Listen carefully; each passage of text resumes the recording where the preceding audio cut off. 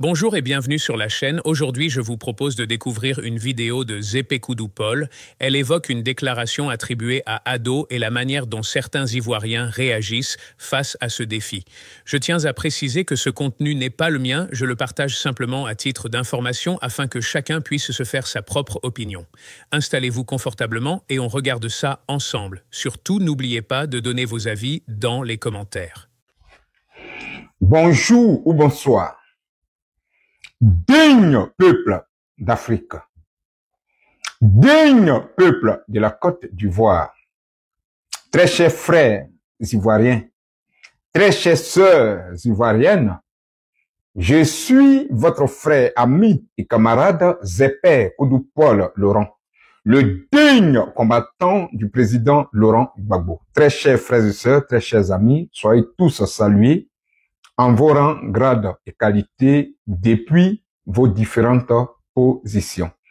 Et que l'Éternel, notre Dieu, vous bénisse et qu'il vous accorde ses faveurs en cette semaine. Chers frères et sœurs, l'heure est très grave. L'heure est grave et je me permets de faire donc cette vidéo pour parler de l'actualité de notre pays. Mais avant, très rapidement, si vous me permettez, je vais donc ouvrir une parenthèse et parler de la France. Et je vais parler plutôt de ceux-là qui gouvernent la France. Nous savons tous hier ce qui s'est passé et ce depuis, je vais dire, près de 2 ans. Je dirais même depuis 2007, la France traverse une crise de succession. Et depuis 2 ans, nous assistons à 5 premiers ministres qui se sont succédés et qui ont tous échoué. Mais le problème aujourd'hui, ce n'est pas une question politique.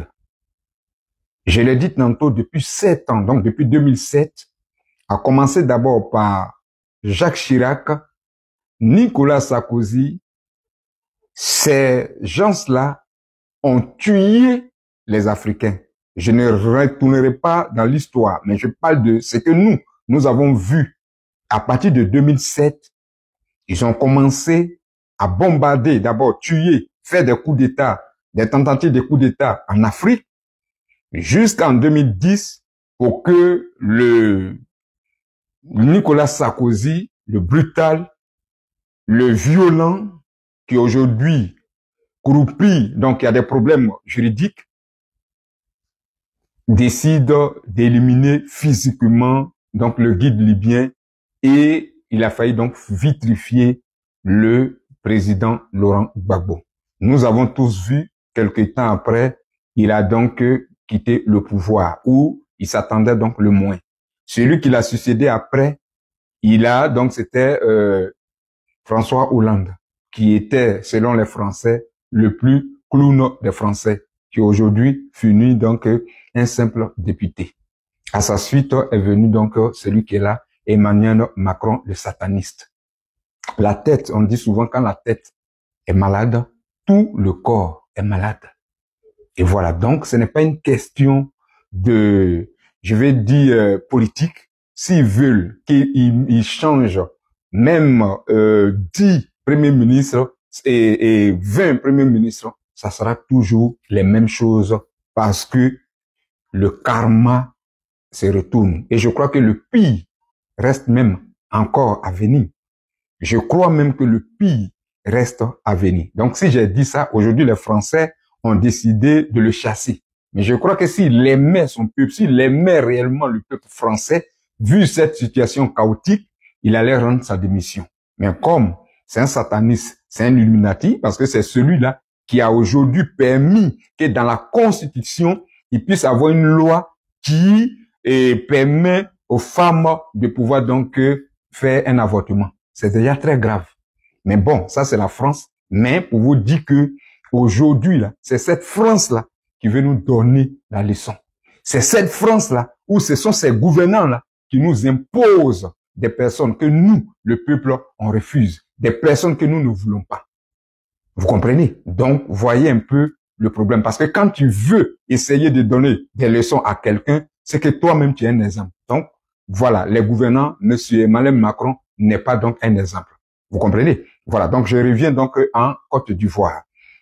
Et donc, hier, Chantal Camara, la Guinéenne, a pris donc cette décision farfelue-là de pouvoir donc accéder au bon vouloir ou au desiderata de Draman. Voilà. Il y a eu donc, on nous dit, une liste de 60 personnes de dossiers de candidature qui ont été donc déposés. À notre grande surprise, ce sont 5 personnes qui sont sorties. Quand je dis à notre grande surprise, bon, on s'attendait à ça, en quelque sorte. Voilà, on s'attendait que celle-là, elle allait forcément ne pas mettre le nom, je parle pas des autres, mais ne pas mettre le nom de nos leaders. On s'attendait à ça. Moi, je dis depuis 2011, la Côte d'Ivoire, le droit en Côte d'Ivoire a foutu le camp. Le président Laurent Gbagbo a été déporté à la CPI devant le monde entier. Il a eu donc une justice. Il est revenu acquitté. Mais jusqu'au jour d'aujourd'hui, la communauté dite internationale qui hier est venue faire le travail n'a pas pris ses responsabilités pour prendre l'autre camp. Parce que d'après eux, ils l'ont déposé là pour leurs intérêts. Chers frères et sœurs, qu'est-ce que Camara allait dire qui allait nous étonner? Si ce n'est pas, comme je l'ai dit, répondre à la volonté de son maître. C'est une étrangère, c'est une Guinéenne. Et de surcroît, elle est à la tête de notre Conseil constitutionnel. Donc, très rapidement, nous allons voir les gens que Draman a décidé de compétir. Au fait, il veut se donner de la contenance. Il veut faire croire aux gens, parce que à ses mandats, à la communauté internationale, qu'il a des poids lourds devant lui. Mais c'est des personnes avec qui tu as, je vais dire traité, qui a fait deal. Vous comprenez? Donc, quand je prends par exemple Henriette Lagou, mais elle-même là, elle peut faire quoi pour le peuple de la Côte d'Ivoire? Toi-même, tu n'as pas de programme. Est-ce que son but là, c'est de étoffer son CV comme quoi elle a été candidate à l'élection présidentielle? C'est ça son but? Bon, je crois que c'est même pas la peine que on s'attarde sur son sort. Il y a un autre encore, Jean-Louis Bion. Frère, moi j'ai toujours pensé que ce monsieur-là était RDR. J'ai toujours pensé que ce monsieur-là, depuis que je le connais, depuis qu'il devient ministre, depuis qu'il fait ceci, il fait cela, moi j'ai toujours pensé que ce dernier était RDR. Jusqu'au jour où ils ont commencé à faire, donc il a commencé à faire son bras de fer avec le PDCI, que j'ai su que c'est un militant du PDCI. Donc il est dans son camp. C'est un RDR qui accompagne, voilà, donc Draman. On nous parle de Awa Domelo. Monsieur Awa Domelo. Qui lui, les Ivoiriens le connaissent tellement. En 2 semaines, je vais dire, il a pu obtenir les 1%, c'est-à-dire 17 régions qui l'ont parrainé. Et le président Laurent Gbagbo, qui est là depuis 2 mois, 3 mois sur le terrain, n'a même pas eu, c'est-à-dire pu atteindre les 17 régions. Mais qu'est-ce qui nous étonne, frère? Qu'est-ce qui nous étonne? Mais à qui même on a remis le dossier? Moi, là, c'est moi qui dis, je disais depuis dans mes vidéos, même une bière n'est pas légal à recevoir les documents. Donc, il a pris simplement les parrains du président Gbagbo pour donner, puisque M. Awa Domelo dit qu'il se réclame du président Gbagbo. Donc, il lui a donné. C'est tout. C'est un bandit. Il est là-bas, c'est un voleur. Donc, vous prenez les tablettes, vous avez fait le travail et vous venez donner à quelqu'un qui va valider. Mais c'est lui qui choisit maintenant. Donc, il vient faire le travail et puis il a envoyé. Voilà. Donc, ils ont pris les parrains et ils ont donné donc à monsieur Domelo. Mais monsieur Domelo, est-ce que vous avez besoin de vous présenter à l'élection présidentielle? Parce que Draman, vous savez ce qu'il vous a fait en 2010. Quand j'ai dit vous étiez avec le pouvoir du président Laurent Gbagbo. Il a bombardé pour qu'ils nous prennent aujourd'hui en otage. Donc, si on doit revenir avec les armes, si, comme aujourd'hui, vous vous dites et que vous êtes vice-président pour l'Afrique de l'Ouest des BRICS, mais si c'est pour appeler la Russie, la Chine, appelez-les et venez, on va commencer. Et nous-mêmes, on va vous saluer en ce moment-là. On n'a pas besoin, vous n'avez pas besoin de vous présenter à l'élection présidentielle ou d'être des partis du PPACI. Non. Si le président Laurent Gbagbo ne veut pas, c'est-à-dire lui veut faire sa démocratie, vous pouvez le faire. C'est pas un problème. Voilà, pourvu que ça sauve le pays, on va vous acclamer. Donc, c'est quoi tout ça? Vous êtes sûr que vous allez partir et dans quelle élection? Là, vous êtes sûr qu'il y aura élection? Bon, ok. Donc, voilà. Madame Simone Eivé, qui a passé son temps, c'est vrai, en toute chose, il faut remercier Dieu. Mais quand on lui passe le micro et elle valide le travail, elle encourage le travail bien fait du Conseil constitutionnel, c'est une injure au peuple de la Côte d'Ivoire, Madame Simone. C'est une injure au peuple de la Côte d'Ivoire. Donc, le fait que Dramane aujourd'hui soit candidat pour un 4e mandat, vous validez ça? C'est qu'il y a un problème. Vous ne faites plus de la politique. Vous êtes en train de vous venger. On voit vraiment la haine dans vos actions, dans votre comportement. C'est pas possible. On ne peut pas dire que... Mais elle a dit quel droit? Elle n'a pas lu le droit constitutionnel. Quand elle a soutenu quoi pour Dramane? Il a fait parrainage quand et où? Parce qu'il avait fui le pays. Qui a fait parrainage de Dramane? Puisque lorsque nos camarades partaient sur le terrain pour faire le parrainage, il y avait toujours les personnes qui n'ont jamais fait de parrainage. On avait déjà dit qu'ils avaient fait le parrainage. Parce que toutes les données sont avec l'État. Donc, ils prennent en même temps des choses. Donc, qu'est-ce qu'elle a lu? Puisqu'on nous avait parlé de candidature par dérivation et par force majeure, et là, elle a donné quoi pour soutenir la candidature illégale de Dramane? Non, elle a dit simplement qu'il est éligible. En quoi? Sur quoi? Elle s'est basée sur quoi? Donc, c'est qu'il y a un problème. Vous soutenez ça. Vous soutenez ça. Où vous mettez le peuple de la Côte d'Ivoire, Madame Simone Eivé? Vous avez abandonné le combat.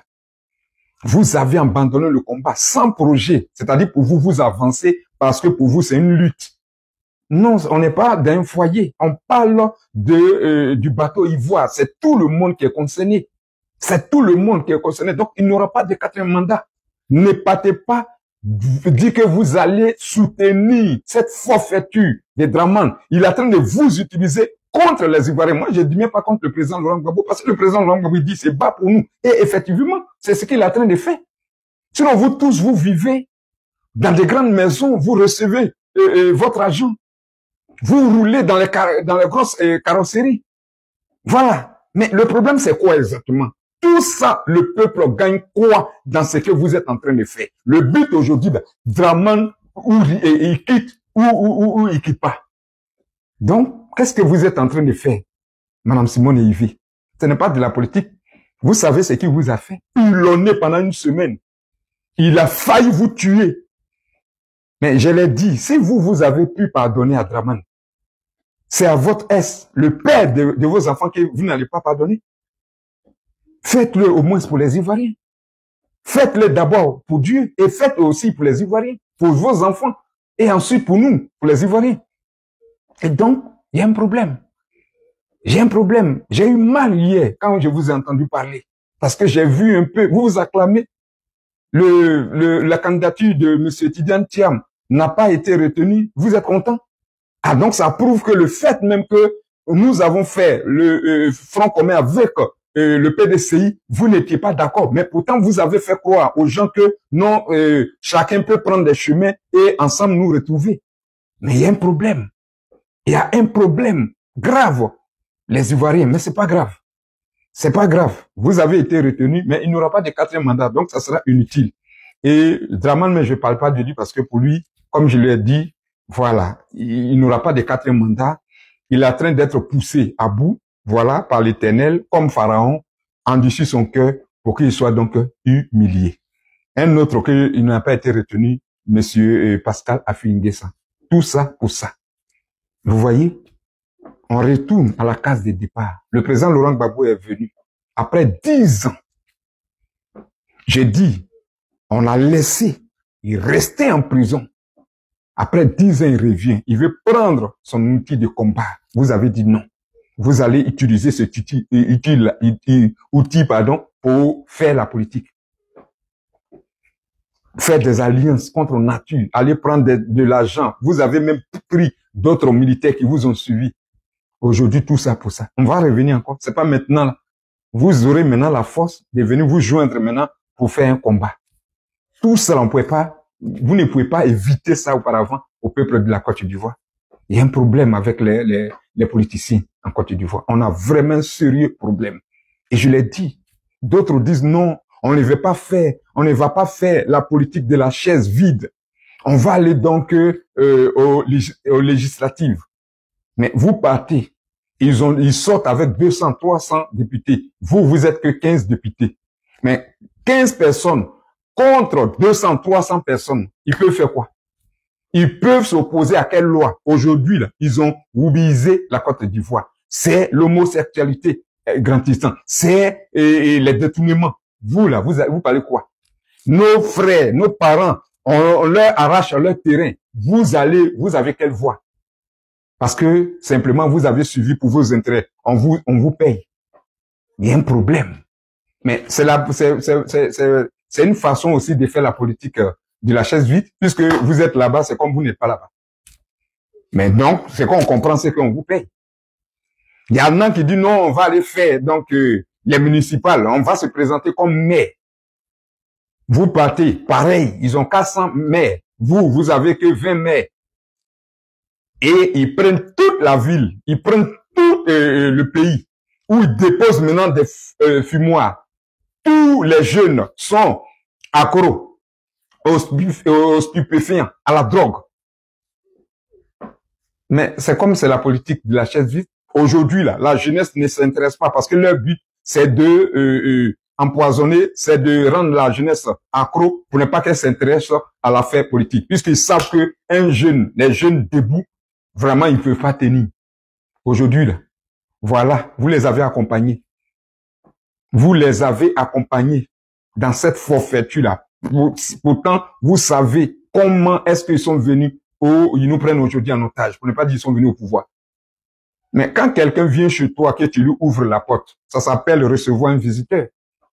Tu l'installes, tu lui donnes à boire, si possible à manger. Vous parlez, tu lui demandes nouvelles. Mais à partir du moment où tu n'es pas là, ta porte est fermée et la personne vient chez toi, rentre par effraction, elle casse ta porte, tu appelles la police pour qu'on vienne l'arrêter. C'est un bandit, c'est un voleur. Donc, Draman, depuis, c'est un voleur. On ne peut pas travailler avec ce genre d'individus. Et donc, vous êtes tous coupables. Vous êtes tous coupables. Aujourd'hui, là, on retourne à la case de départ. C'est qu'on devait faire depuis, là. C'est maintenant qu'on va faire. Dans quelle loi? Une constitution écrite par un ténébreux, un minable, une misère morale en la personne de Ouraga Obu, qui a une haine viscérale contre le président Laurent Gbagbo, qui soutient aujourd'hui Draman. Parce que depuis la création du FPI, c'était comme ça. C'est pourquoi il a été chassé. Il n'a jamais pardonné ça au président Laurent Gbagbo. Un gars comme ça écrit une constitution et on va s'accrocher dessus. On va ramener notre haie. Donc, peuple de Côte d'Ivoire, c'est nous, la décision vient du peuple. La décision vient du peuple. Sinon, ceux-là, ils vivent. Ceux-là, ils roulent dans les grosses voitures. Ils dorment dans des grosses maisons. Ils ont tout ce qu'ils veulent. C'est nous. C'est nous qui souffrons. C'est vous qui souffrez. Et donc, prenons nos responsabilités. Prenons nos responsabilités. Et j'aimerais m'adresser à nos forces armées nationales de Côte d'Ivoire. Fancy. Prenez aussi vos responsabilités. Vous avez des couilles. Vous dites que vous allez devenir policier, gendarme, militaire. Pour l'intégrité, pour défendre l'intégrité nationale. L'intégrité du territoire national. Vous avez dit ça. Prenez vos responsabilités. On s'en fout, même si c'est pour rester 2 mois, 3 mois, pour que nous refaisons tout, que ça soit la liste électorale, que nous révisons tout, on veut, le peuple veut. Prenez vos responsabilités pour chasser ces gens-là. C'est la seule chose qui reste. Parce que les politiciens ont échoué. Ou bien, ils sont seuls, ils sont divisés. Ils ne veulent pas s'entendre. Donc, on fait quoi? Prenez vos responsabilités. Les Burkinabés ont fait. Le capitaine Ibrahim aujourd'hui est en train de travailler. C'est un militaire. Le général Assimi Goïta a fait. C'est un militaire. Voilà, Tiani, général, il a fait. C'est un militaire. Est-ce que les pays ne va pas bien? Est-ce qu'aujourd'hui ils n'ont pas pris leur indépendance? Est-ce qu'ils n'ont pas chassé la France? Vous aussi, vous pouvez le faire. Et on va vous soutenir. Et on vous soutient. Parce qu'on ne peut pas accepter cette mascarade-là. Sauf si vous voulez que la Côte d'Ivoire devienne un État militaire. Où dans chaque famille, on aura des âmes. Chaque Ivoirien aura donc une âme. Je crois qu'on ne va pas arriver là. Donc prenez vos responsabilités. On ne va pas vous citer. Vous vous connaissez. Vous êtes là. Vous avez décidé. Vous n'allez pas laisser le peuple souffrir. Vous n'allez pas laisser le peuple pleurer. Hier, j'ai reçu tellement de messages des personnes qui étaient dessus. Leur cœur leur faisait mal. Il y en a même qui ont eu des crises cardiaques, pour certains peut-être. Et je m'efforçais à leur répondre pour dire non, tenez bon, ça va aller. Ce que Dieu a dit, ça va s'accomplir. Mais frère, c'est sauf notre détermination. Frère, ne vous découragez pas, ne nous décourageons pas. Restons déterminés et levons-nous pour prendre notre pays. Levons-nous pour prendre notre pays par la force des gré ou des forces. Donc cette histoire, la constitution là, c'est fini. Voilà. C'est fini. Non, on attend, on compte. Quand on voyait les gens, on les pose, non, on compte sur la bonne foi du Conseil constitutionnel. Mais ils n'ont même pas de foi pour que ça soit bon. Le Conseil constitutionnel n'a même pas de foi. Cette Camara, la copine de Draman, n'a même pas de foi pour que ça soit bon. On sait déjà, j'ai dit, il ne peut pas changer. Ce sont des chiens qui ne changent pas leur manière de s'asseoir. Et voilà, donc, chers frères et sœurs, prenons nos responsabilités. Et toi, Sœur Guillaume, arrête de faire tes discours, arrête de faire tes communiqués là. On s'en fout de ça. Fais ce que tu sais faire de mieux. Fais ce que tu connais de mieux. Voilà. Ce pourquoi tu te promenais en 2010 partout en Afrique là. Fais-le pour que tu viennes enlever ton déchet, ton cycle là. Frère, j'ai très mal, mais mon moral est fort. Donc, restons forts, restons déterminés pour reprendre notre pays. Sur ce, que Dieu nous bénisse, que Dieu vous garde, que Dieu vous protège depuis donc la Côte d'Ivoire. Voilà, donc que Dieu bénisse et protège le président Laurent Gbagbo. Voilà, donc en avant, voilà, et pour prendre notre pays. Frère, la victoire donc est à notre portée. Trop, c'est trop, pardon. Trop, c'est trop. Que Dieu vous bénisse. On se dit à tout moment. Bye. Merci d'avoir pris le temps de regarder cette vidéo. Comme je l'ai précisé, il s'agit d'un contenu que je partage uniquement à titre d'information, sans commentaire particulier. L'objectif est simplement de vous permettre de voir et d'entendre ce qui circule actuellement afin que chacun puisse se faire sa propre idée. N'hésitez pas à réagir de manière respectueuse dans les commentaires, à partager la vidéo si vous le souhaitez et à vous abonner pour ne rien manquer des prochains partages. On se retrouve très bientôt. Prenez soin de vous